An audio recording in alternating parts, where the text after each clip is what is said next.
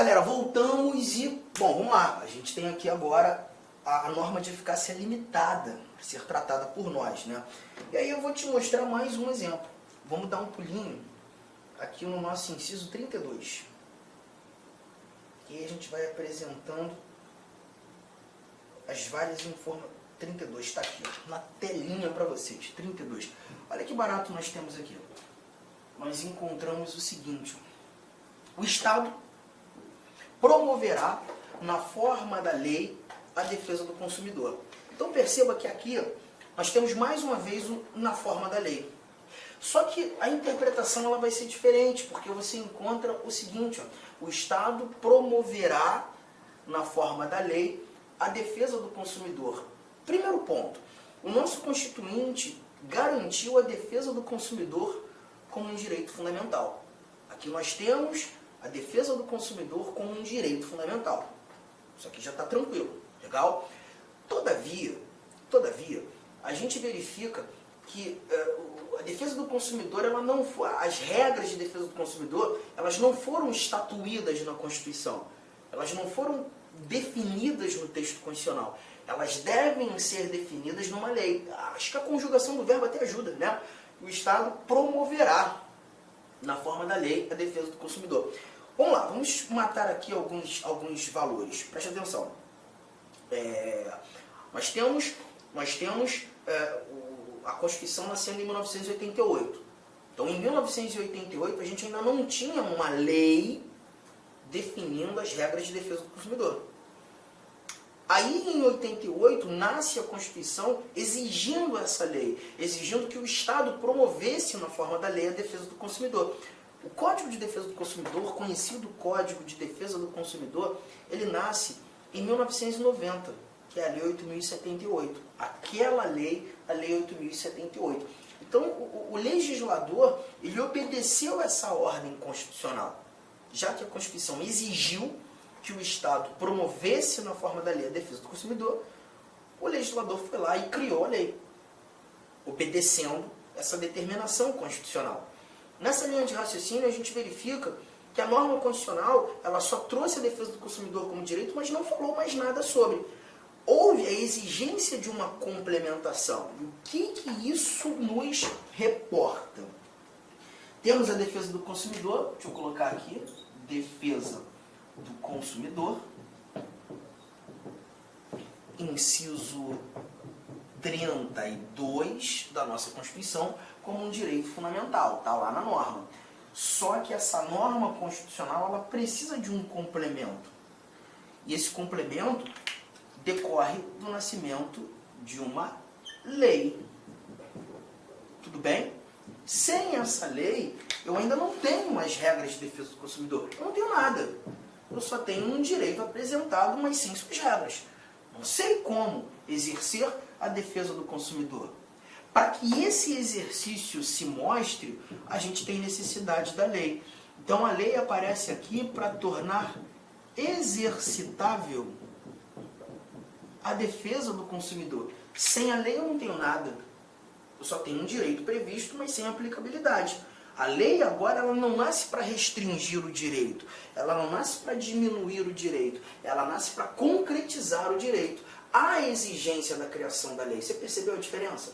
Então aqui você já não mais fala de norma de eficácia plena, você já não mais fala de norma de eficácia contida, mas você traz a chamada norma de eficácia limitada. A norma de eficácia limitada, nesse instante, ela aparece justamente para garantir que um direito seja efetivamente exercitável pelo complemento legal. Então, peraí, vamos lá. A norma nitidamente não é completa. A norma constitucional nitidamente não é completa. Então, eu boto essa norma, tem o sentido, mais uma vez, não integral. Estamos juntos? Não integral. Só que, nesse caso, a aplicabilidade não é imediata. A aplicabilidade se mostra mediata, dependente de complementação dependente de complementação legal. Então, eu só vou ter efetividade na norma a partir do momento que surgir a complementação. E é essa complementação que vai fazer com que o exercício, com que a proteção, com que aquele direito seja genuinamente exercido por mim e por você. Para alguns doutrinadores, lembra, Maria Helena Diniz, né, ela traz outros nomes, e ela diz que essa norma é uma norma de eficácia relativa, de novo traz como relativa, mas diz ser dependente de complementação.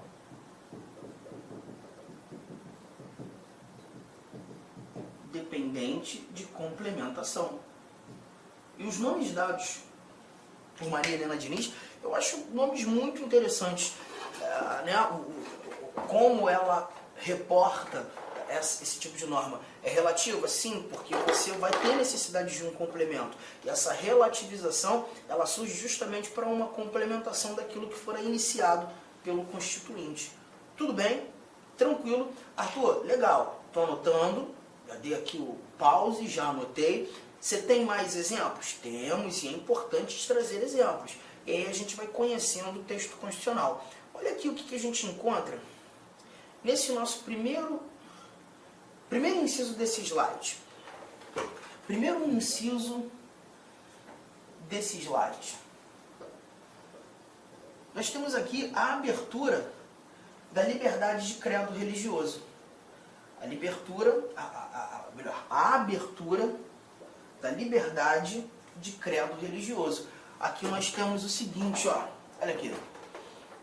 É inviolável a liberdade de consciência e de crença, sendo assegurado o livre exercício dos cultos religiosos e garantida, na forma da lei, a proteção aos locais de culto e suas liturgias.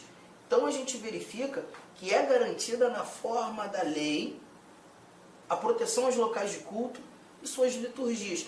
Aqui então eu tenho a necessidade da lei para proteger os locais de culto. A necessidade da lei para proteger as liturgias. Há uma exigência da criação de lei. Aqui a gente não está verificando uma lei para diminuir a proteção. A gente não está verificando nascer lei para restringir a proteção. Não, não. A gente está verificando a necessidade da lei para proteger. Para proteger. Norma de eficácia limitada. Assim como no inciso 6º, 7º, olha aqui, ó, é assegurada nos termos da lei a prestação de assistência religiosa nas entidades civis e militares de internação coletiva. Esse inciso é legal porque quando a gente fala de prestação de assistência religiosa, por exemplo, nas entidades civis, a gente verifica religiosos que vão a hospitais, por exemplo, né, para levar a assistência religiosa. Em entidades militares, nós encontramos, tanto nas Forças Armadas quanto nas Forças Auxiliares, polícias militares, bombeiros militares, a figura do capelão, né, que já é um militar, né, que já cumpre o oficialato, que está lá justamente para prestar assistência religiosa. Só que, Arthur, todas as religiões podem levar assistência religiosa, por exemplo, nas entidades militares. Qualquer religião, um indivíduo pode se tornar capelão? Não, aí você tem a necessidade que lei regulamente isso, né? Hoje, salvo engano, você tem algumas ramificações religiosas, como o protestantismo, como o catolicismo, salvo engano, o espiritismo, líderes espíritas também, né? Pastores, padres, líderes espíritas, mas você não tem para todas as religiões. Você não tem para todas as religiões. Então, essa prestação de assistência religiosa em entidades militares precisa ser regulamentada em lei. E quando do regulamento em lei, nós teremos a oportunidade que essa prestação de assistência religiosa seja garantida. E aí a gente chega a um ponto. Você está percebendo que o exercício do seu direito, nesse contexto, ele depende de uma complementação legal. E aí, muitas vezes, em sala de aula, quando o aluno está viajando comigo, imbuído comigo nessa interpretação, ele pensa assim, caramba, mas isso é muito confuso, né? Porque perceba, aí eu tenho um direito, o Constituinte me deu o direito, está lá escrito na Constituição, só que em alguns casos, para eu exercer esse direito que o Constituinte me deu, eu tenho que aguardar a regulamentação. Esse direito precisa ser regulamentado. A minha preocupação é a seguinte, E se o legislador não regulamentar? Se o legislador não criar a lei que o Constituinte exigiu nascer para que o direito seja efetivamente exercido por mim? Eu fico no prejuízo? Num primeiro momento a gente pensa em prejuízo, sem dúvida alguma. Num primeiro momento a gente verifica um prejuízo, porque você tem um direito que você não pode exercer, porque o legislador não fez a parte dele. E aí esse prejuízo deve ser entendido como uma violação ao direito. O poder público está violando o teu direito, não por uma ação, mas por uma omissão. E é por isso que quando a gente estuda direitos e deveres individuais e coletivos, esse nosso artigo 5º, quando a gente chega lá no finalzinho do artigo 5º, nós encontramos uma sequência de incisos que apresenta para a gente os chamados remédios constitucionais. O Constituinte sabia que no dia a dia, no cotidiano, esses nossos direitos poderiam sofrer restrições arbitrárias, poderiam sofrer violações, arbitrariedades, ilegalidades. E para essas ilegalidades, para essas arbitrariedades, ou até mesmo uma omissão que configura uma violação, que é o caso aqui, o Constituinte nos deu remédios, que são ações judiciais, como regra geral, e nós teremos a oportunidade de levar ao conhecimento do Poder Judiciário, falar para o Judiciário, o Poder Público violou o meu direito. O Judiciário aqui, o Poder Público atingiu o meu direito.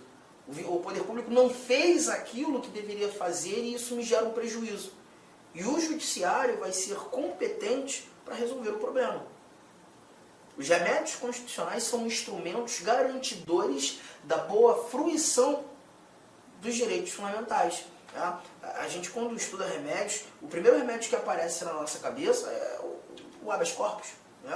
Todo mundo conhece o habeas corpus. O habeas corpus é o mais comentado na televisão. Né? O habeas corpus ele só protege a liberdade de locomoção. Então quando o poder público viola a liberdade de locomoção de alguém, prende alguém que não deveria ser preso, ou uma prisão que já se mostra injusta, que já se mostra ilegal, eu posso usar um habeas corpus, levar essa ação judicial, esse remédio constitucional ao judiciário para que o judiciário resolva o problema? Pode, claro que pode. Para isso que servem os remédios constitucionais. E para esse caso, a tal da norma de eficácia limitada, você vai verificar um remédio que nasceu só para isso, que é o mandado de injunção. Aqui explica mais, sim, a gente vai falar do mandado de injunção, mas nós falaremos do mandado de injunção num momento apropriado. Num momento apropriado. E não agora, tá? Daqui a pouco. Mas eu ainda preciso te contar mais uma coisa aqui, mais um detalhe aqui. Quando a gente fala da norma de eficácia limitada, deixa eu voltar aqui para a telinha em branco. Quando a gente traz a norma de eficácia limitada, muitas provas costumam brincar com as espécies de normas de eficácia limitada que temos. Norma de eficácia limitada. Tu já percebeu que essa norma de eficácia limitada é aquela norma dependente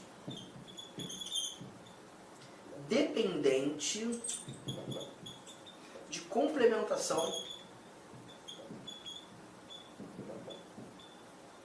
legal.